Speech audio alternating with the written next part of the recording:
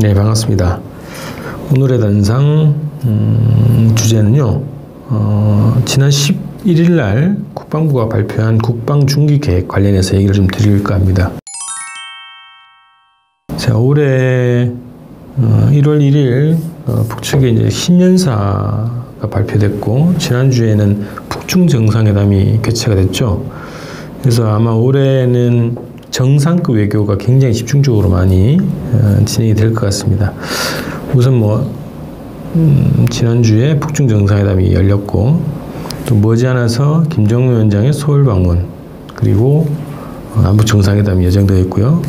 또 지금 보도에서는 2월 중순경에 베트남에서 2차 북미 정상회담을 개최하자, 이런 제안을 미국에서 북측에 이제 제안했다는 얘기가 있고요. 어쨌든 북미 정상회담도 예정되어 있고, 그 다음에 시진핑 주석이 방북하는 것으로 또 합의가 돼 있죠. 시기는 4월경으로 여러 가지 분석이 나오긴 합니다만, 어쨌든 상반기에 또 방북이 있을 거고요.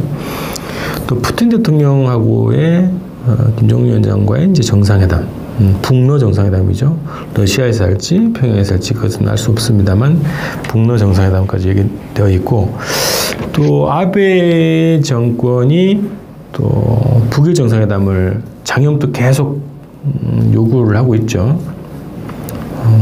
그래서 이것도 가능성이 없는 건 아니겠습니다. 또 북측이 한반도 평화체제를 위한 다자회담을 적극적으로 하자고 했으니까 아마 이 다자회담에 일본이 참여하게 되면, 참여하기 위해서라도 또 북일 정상회담이 개최되지 않을까, 이렇게 좀 예상합니다. 그래서 이 한반도를 둘러싼 동북아, 미국을 포함한 여러 6개의 나라들이 정상급 외교를 펼치고, 또 다자회담을 통해서 한반도 평화체제를 수립하기 위한 논의에 들어가지 않을까, 이런 예상합니다.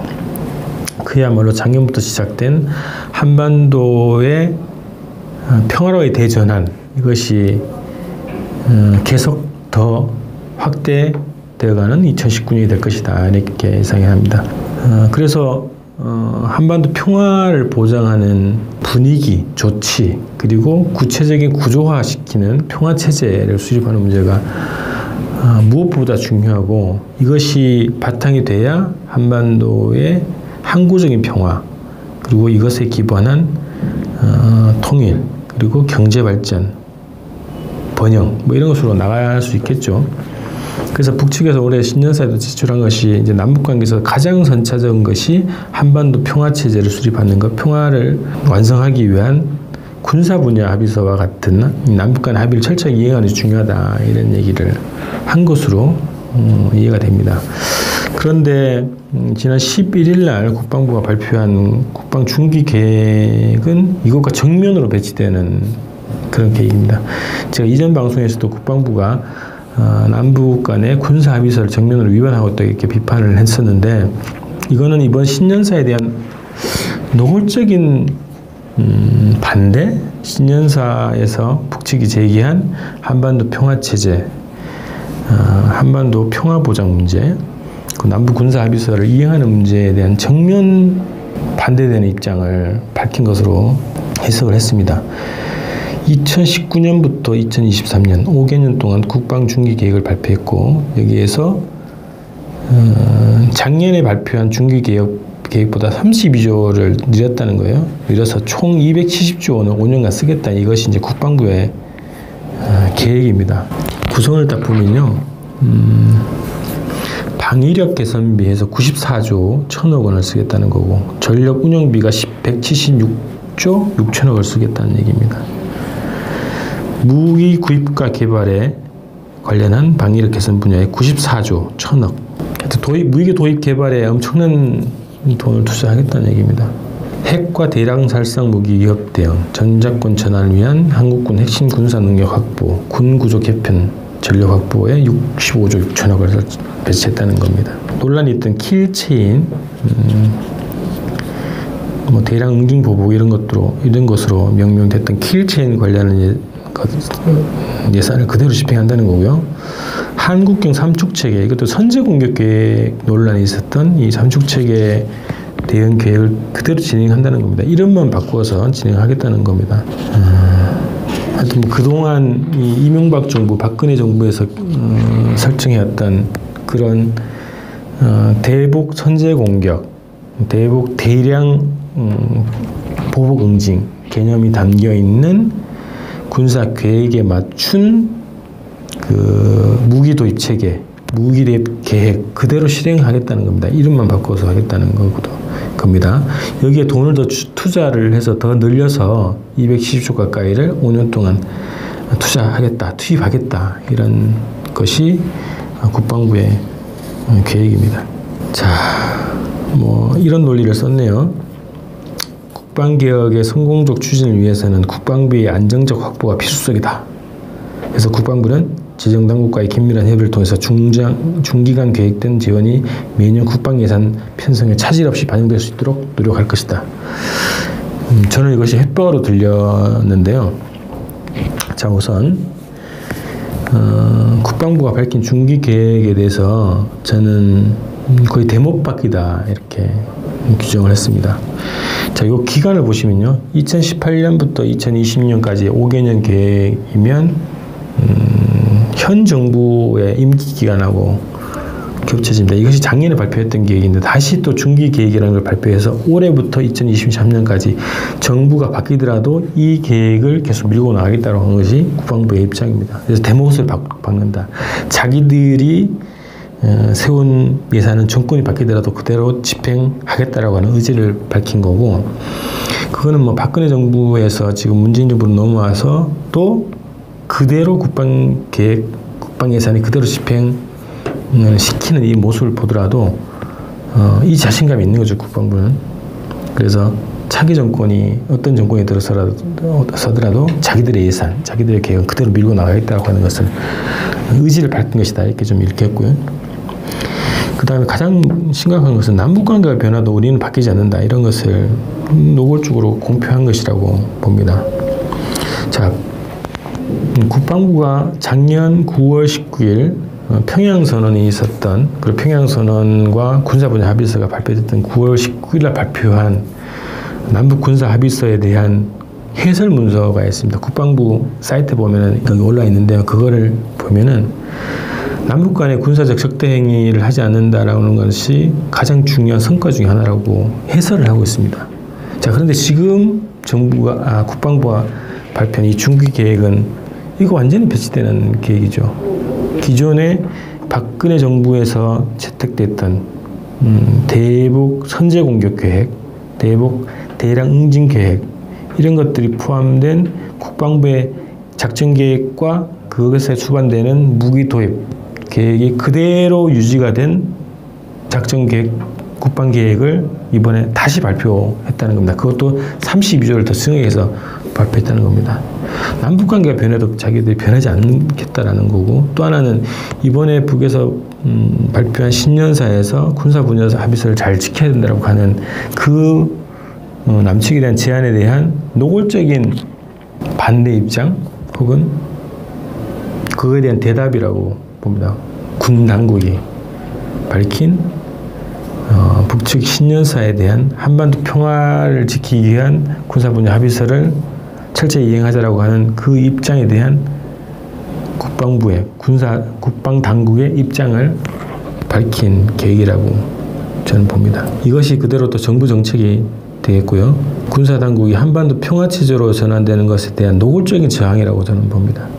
아무리 한반도에 평화가 정착하더라도 국방부가 세워놓은 이 계획과 예산과 무기대입 계획은 절대로 바뀌지 않겠다고 하는 것이 지금 군사 당국의 입장이고요. 이게 문재인 정부의 국방 정책이라고 하는 것이 또 심각한 문제라고 생각을 합니다. 판문점 선언과 평양 공동선언 군사부자 합의서의 서명 당사자 아닙니까? 이 서명 당사자가 지금 이 한반도 평화 체제와 전혀 맞지 않는 배치되는 이 국방 계획을 버젓이 공개적으로 지금 발표하고 있고, 또 국민들의 세금으로 충당되는 이 국방 예산, 어마어마한 국방 예산을 눈 하나 깜짝하지 않고 이게 자주국방이라는 명분으로, 이게 자주국방인지는 모르겠습니다만 미국 무기를 주로 구입하는 이 국방 예산을 공개적으로 지금 밝히고 있는 것이 정말 심각한 문제라고 생각합니다. 미국 무기 작년에 국방부에서 자료를 받아보니까요. 미국 무기 구매 비율이 거의 90% 넘습니다. 한국이 거의 1위라고 하죠. 미국 무기 구매 국가 중에서 가장 1위라고 보도가 됐죠. 미국 무기를 도입하는 예산이 이번에 아까 말씀드렸던 무기 도입의 상당 부분, 거의 대부분의 액수를 차지합니다. 그래서 미국 군수업체와 이 국방부가 어떤 관계인지를 좀 정확히 밝히는 게 지금 필요하고 밝혀내는 게 필요하겠다 생각합니다. 미국 군수업체 무슨 관계입니까 도대체 국방부가? 절대로 한반도의 평화더라도 대량 살상 무기, 미국으로부터 대량 살상 무기를 도입하는 계획은 절대로 바뀌지 않겠다는 걸 한 것이 국방부의 아주 철면피한 입장인데 도대체 무슨 관계인지를 밝혀야 합니다. 그리고 자주국방을 위해서 지금 돈을 이렇게 많이 써야 된다고 얘기하는데 자주국방은 돈으로 사는 게 아닙니다. 자주권이 있어야 자주국방이 될 수 있고 그래야 돈이 빛을 발하는 거죠. 자주국방을 강화할 수 있는 재원으로 기능을 할 수 있는 겁니다. 지금까지 국방부 어땠습니까? 우리 노무현 대통령이 얘기한 게 있지 않습니까? 한국의 군 장성들 70년 동안 돈을 그렇게 투자하고 나서 아직까지 독자적인 자주권 행사를 위한 국방 체계도 수립하지 못하고 부끄러운 줄 알아야지 이런 말씀 하셨지 않습니까? 마찬가지입니다. 지금 자주국방은 돈으로 하는 게 아닙니다. 자주권이 있어야 자주국방을 할 수 있는 거 아닙니까? 그런데 무기 도입도 철저하게 미국에 얽매여서 미국에 의존하는 그런 체계를 가지고 자주국방을 하겠다? 예산을 아무리 투입해봐야 그게 어디로 가겠습니까? 잠수가 안 되는 잠수함을 만들고 물이 새는 장갑차를 만들고 총알이 관통하는 방탄조끼를 만들고 십몇만 원짜리 야전 침대를 수백만 원에 사고 USB 몇만 원짜리 몇백만 원에 도입하는 그런 국방부가 이 예산을 지금 달라고 하는 게 무슨 꿍꿍인지를 국민들은 다 압니다. 자기 뱃속 챙기겠다는 거 아닙니까? 자주국방은 무슨 자주국방 계획입니까 이게? 군 출신들, 군수업체들, 미국의 군수업체들 배불리는 그런 계획 아닙니까?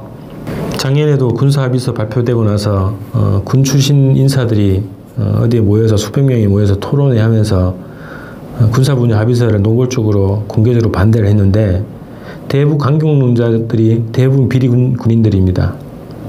이런 사람들이 수십 년 동안 헤쳐본 게 얼마입니까? 국방장관이라는 자가 군사 기밀을 미국 군수업체에 팔아넘겨서 수백억을 받았는데 지평에 받는 나라입니다. 이런 비리 군인들이 대북 강경론자고 이런 자들이 평화를 두려워하는 겁니다. 이런 자들을 매국노라고 부르는 겁니다. 판문점 선언 그리고 평양 공동선언과 군사 합의서에서 우리는 군축을 합의했습니다. 이제 한국의 국방부 그리고 한국의 국방정책은 평화체제를 지향하고 군축을 지향하는 방향으로 국방계획을 수립을 해야 됩니다. 지금의 이 국방계획, 중기계획은 모두가 이명박 박근혜 때 수립됐던 남북 판문점 선언 이전 시기에 수립됐던 그런 계획입니다. 전면적으로 수정을 해야 됩니다. 지금 책정됐던 무기 도입 계획, 예산 계획을 전면적으로 중지를 하고 집행을 중지하고 다시 수정을 해야 됩니다. 저는 가끔 그런 얘기를 들은데요. 예전에 2000년 초반에 F-15K 미국 전투기 도입하는 그런 계획이 있었습니다. 2조 원대의 계획이 있었는데 그 당시에 2조 원이었으면 유치원부터 대학교까지 모든 학생들의 급식을 무료로 할 수 있는 그런 금액이라고 합니다. 엄청난 예산이죠. 자, 평화를 준비하는 예산을 짜야 되고 평화를 준비하는 국방계획을 짜야 됩니다. 자, 국방부의 중기계획 발표 이거는 판문점 선언에 대한 전면적인 부정이고 또 우리 북측에서 신년사를 통해서 제안한 한반도 평화체제 수립 그리고 한반도 평화를 위한 제안에 대한 노골적인 반대 입장 표명이라고 봅니다. 정부는 이 국방부의 중기 계획을 포함한 현재의 군사 정책에 대해서 전면적인 재검토를 해야 됩니다. 그것이 판문점 선언, 군사 분야 합의서를 이행할 수 있는 첫걸음이 될 것입니다. 자주국방은 돈으로 살 수 없습니다. 마치겠습니다.